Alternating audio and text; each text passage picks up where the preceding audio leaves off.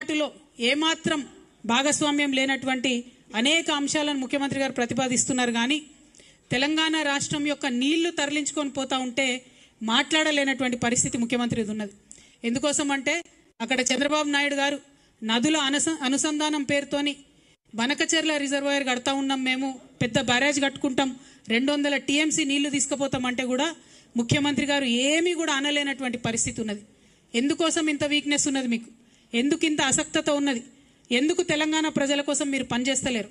పక్క రాష్ట్రం ప్రయోజనాల కోసం మీరు ఎందుకు పనిచేస్తూ ఉన్నారు?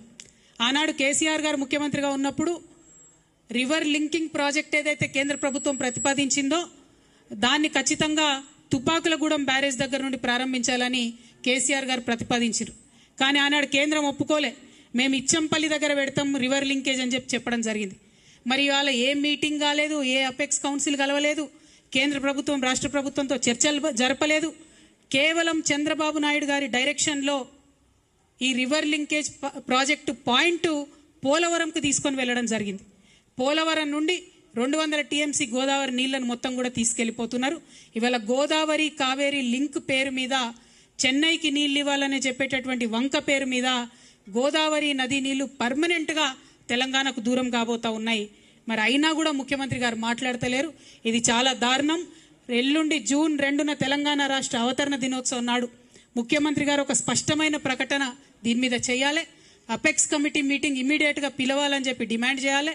మనకేదైతే 200 టీఎంసీలు నీళ్లు నష్టపోతామో మన నీళ్ల మీద మనకు వాటా కావాలని చెప్పి ముఖ్యమంత్రి గారు డిమాండ్ చేయాలని నేను కోరుతా ఉన్నాను. కేసీఆర్ గారు కాళేశ్వరం ప్రాజెక్ట్ ఎందుకోసం కట్టిండ్రు? ఈ 200 టీఎంసీల హక్కు మనకు తెలంగాణకు ఉండాలని చెప్పి వారు కట్టిండ్రు. మరి ఇవాళ కేసీఆర్ గారు కాళేశ్వరం కట్టి 4 సంవత్సరాలుగా ప్రతి సంవత్సరం 20 లక్షల ఎకరాలకు నీళ్ళు ఇస్తుంటే మీరు చూసి ఓర్వలేక ఇవాళ కేసీఆర్ గారికి నోటీస్ ఇచ్చిరా? 1 కోటి ఎకరాల మాగాణం తెలంగాణ వేసినందుకు కేసీఆర్ గారికి ఇలా మీరు నోటీసులు ఇచ్చిండ్రా?